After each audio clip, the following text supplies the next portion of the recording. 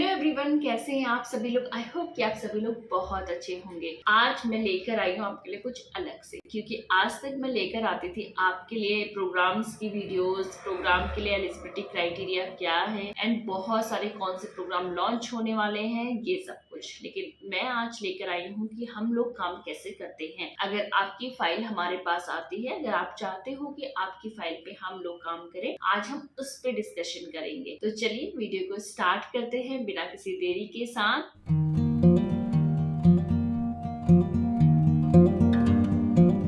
Video को start करने से पहले मैं आपको बताती हूँ कि अगर आपके मन में कोई भी डाउट है, कोई भी क्वेश्चन है, तो आप मुझे कमेंट कर सकते हैं, मैं आपका रिप्लाई करूंगी। एंड वीडियो को देखते देखते भी अगर कुछ भी क्वेश्चन अगर आपका आ रहा है तो भी कमेंट्स कर सकते हैं।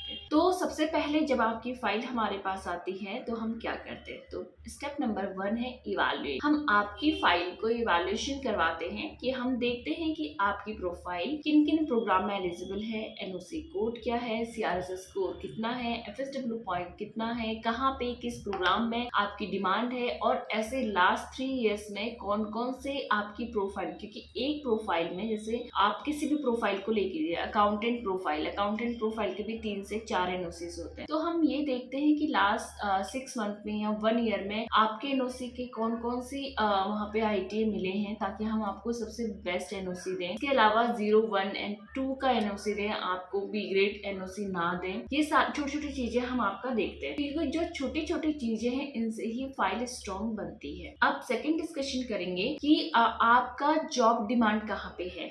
आप खुद भी सर्च कर सकते हो, ऐसा नहीं कि नहीं कर सकते, क्योंकि ऑनलाइन प्रोसेस है, सब लोग अप्लाई कर सकते हैं खुद से।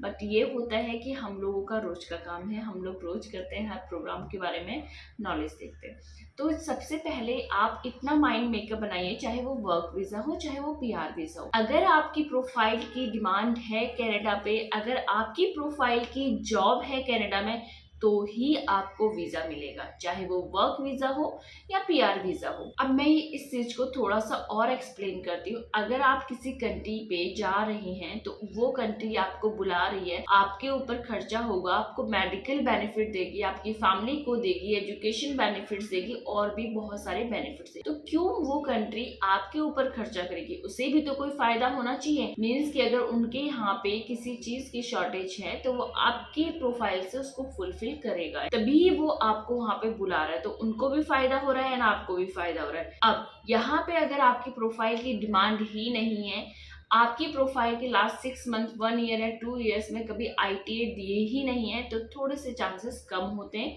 दैट मीन्स कि आपकी रिक्वायरमेंट नहीं होती है। लेकिन बहुत सारे ऐसे कॉमन प्रोफाइल है, जैसे नर्सेज, मेडिकल लाइन से कोई भी प्रोफाइल हो, इंजीनियरिंग प्रोफाइल हो, आर्किटेक्ट प्रोफाइल हो, और इसके अलावा और भी बहुत सारी जैसे अकाउंटेंट प्रोफाइल हो, सेल्स की प्रोफाइल हो। ये ऐसी प्रोफाइल हैं जो ऑलवेज इन डिमांड रहती हैं। तो इसलिए आपको पता होना चाहिए कि आपकी प्रोफाइल डिमांड में है, कौन कौन सी जगह पे है, एंड कहाँ कहाँ पे किस किस प्रोग्राम के लिए आप अप्लाई करते हैं। तो ये सारे ही क्वेश्चन हम आपको इवैल्यूएशन में बताते हैं, इनका आंसर, और भी बहुत सब कुछ बताते हैं। अब मैं एक चीज़ बताऊंगी, ये वीडियो बहुत लंबी ना हो, इसलिए मैं बहुत छोटा छोटा बताऊंगी, ताकि आपको समझने में आसानी हो, और हो सकता है मैं इसका पार्ट 2 भी लेकर आऊं, ताकि आपको अच्छे से समझ में आए। तो पहला पॉइंट क्लियर हो गया आपको। सेकंड, जब आपका इवैल्यूएशन की रिपोर्ट पॉजिटिव निकलती तो ही हम आगे बढ़ते हैं, अदरवाइज हम आपकी फाइल क्लोज कर देते हैं। तो सेकंड जो पॉइंट होता है वो होता है, आपको रिपोर्ट प्रोवाइड करते हैं। रिपोर्ट आपको मिलने के बाद with in 2 days, 3 days working days में हम आपको रिपोर्ट दे देते हैं, पॉजिटिव हुई। देन फिर हम आपका जो केस है, केस मैनेजर को हैंड ओवर करते हैं। यहाँ पे केस मैनेजर को हैंड ओवर करने के बाद फिर वो आपकी प्रोफाइल पे काम करते हैं।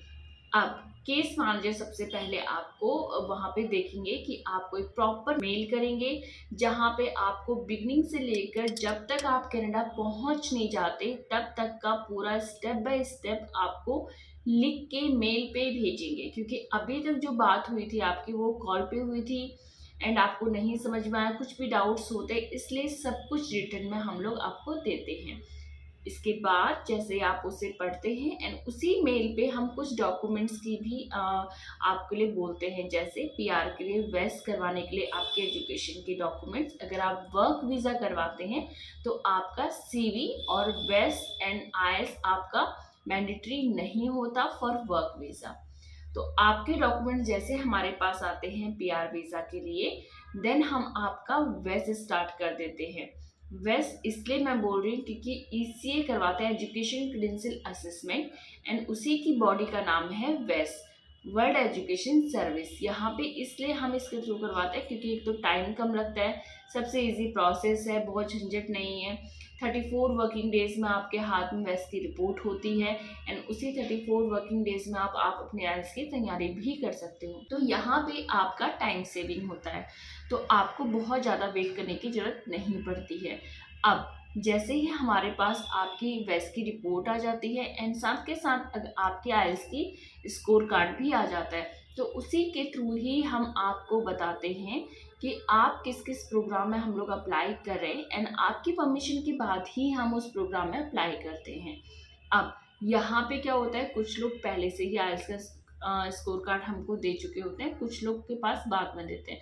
तो जब आपका इवैल्यूएशन होता है उस टाइम पे ही हम आपको बता देते हैं कि अगर आप इतना स्कोर लेकर आते हैं तो आपको यहाँ पे इस प्रोग्राम पे आप अप्लाई कर सकते हो। तो ये आपके लिए बेस्ट चीज़ है कि आप इवैल्यूएशन करवाइए ताकि आपके माइंड पे जितने भी क्वेश्चन हैं, जितने भी डाउट हैं, वो चीज़ क्लियर हो एटलीस्ट अप्लाई करने से पहले। क्योंकि जब आप अप्लाई करेंगे आपका टाइम भी जाएगा, आपका पैसा भी जाएगा, तो वो दोनों ही चीज़ें वेस्ट नहीं होनी चाहिए। क्योंकि आप पैसा तो कमा लेंगे बट टाइम जो चला जाएगा, आपके पॉइंट कम होंगे टाइम से। तो यहाँ पे जो टाइम की बहुत वैल्यू है कनाडा पे, और हर स्कोर मैटर करता है आपकी एज से, और एज को आप कम और ज़्यादा भी नहीं कर सकते।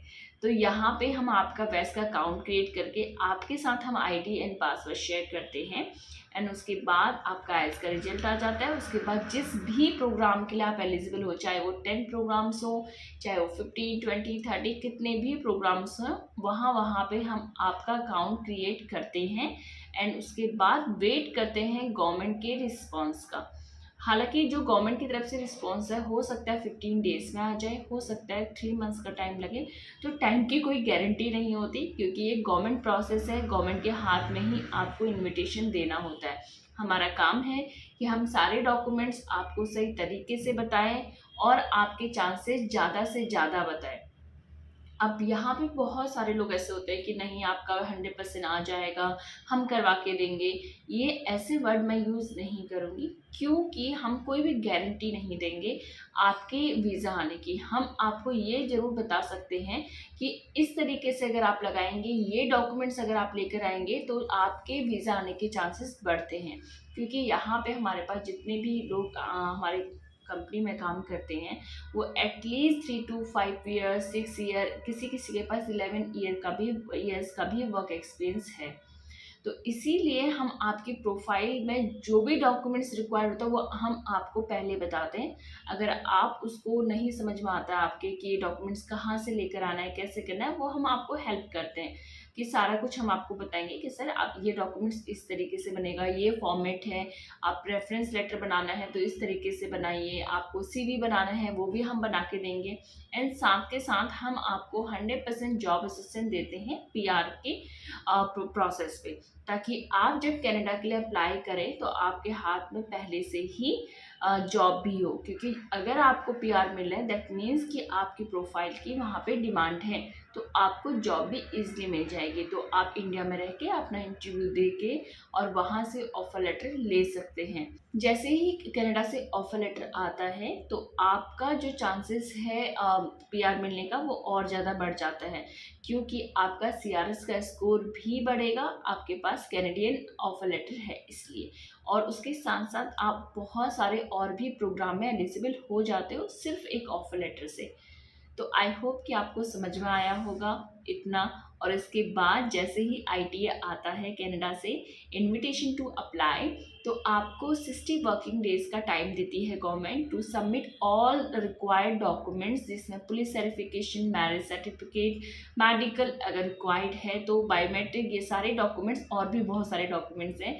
बैंक के स्टेटमेंट, ये बहुत ज़रूरी है। आप अपने बैंक के स्टेटमेंट को बिल्कुल अप टू डेट रखिए, अच्छी ट्रांजेक्शन रखिए। और आपको मैंने एक अलग से वीडियो बनाई है कि आपको कितना अमाउंट चाहिए पर पर्सन फॉर PR वीज़ा, तो आप वो वीडियो जाके एक बार देखिए।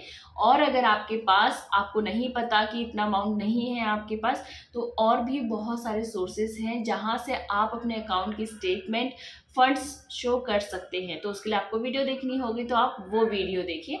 यहाँ पे मैं आपको बताऊंगी कि IT आने के बाद सारे डॉक्यूमेंट सबमिट करने के बाद फिर आपको वहाँ से मेल आता है फॉर वीज़ा, देन उसके बाद स्टैंपिंग के लिए दे सकते हैं, देन फ्लाई कर सकते हैं।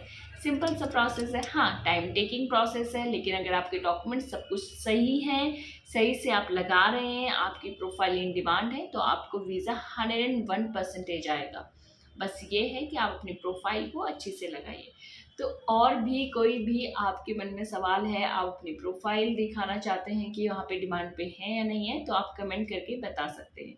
तो अब मुझे आप लोग बताइए कि अब ऐसी कौन सी चीज़ है जो आप लोग जानना चाहते हैं, या आप चाहते हैं कि उस टॉपिक में मैं वीडियोस बनाऊं ताकि आपको हेल्प मिल सके कनाडा जाने में, आपकी जो ड्रीम है वो आपका ट्रू हो। और इसी के साथ मैं ये वीडियो यहीं पे ख़त्म करती हूँ। नेक्स्ट वीडियो जल्दी ही लेकर आऊँगी। And thank you for watching my video. And बिना सब्सक्राइब किए बिना बिल्कुल मत जाइएगा। Bye bye.